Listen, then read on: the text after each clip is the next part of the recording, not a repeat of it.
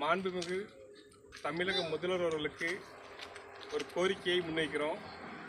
2021 சட்டமன்ற தேர்தல் வாக்குறுதி 153ல் நீங்கள் சொன்ன ஒரு கோரிக்கை நிறைவேற்றலை.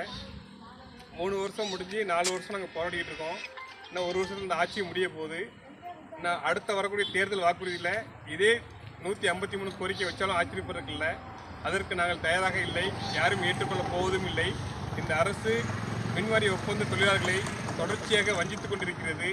நீங்கள் பார்த்தீங்கன்னா கடந்த ஒரு 6 மாதத்துக்கு முன்னாடி செவிலியர்களுக்கு ஒரு பணி நியமனம் ஆணை கொடுத்துருக்கீங்க. அதே மாதிரி போக்குவரத்து துறை வளர்க்கக்கூடிய தொழிலாளர்களுக்கு டெம்பரரியாக டிசிஆர் போஸ்டிங் போட்டிருக்கீங்க. இதெல்லாம் கடந்து 20 வருடங்களாக வாரியத்திற்காகவும் தமிழக அரசிற்கும் தமிழக பொதுமக்களுக்கும் பார்த்தீங்கன்னா அல்லும் பகலும் இந்த தொழிலாளி உழைச்சிட்டு இருக்காங்க. இன்னைக்கு பார்த்தீங்கன்னா ஒரு புயலாக இருக்கட்டும், வெயில் காலமாக இருக்கட்டும்,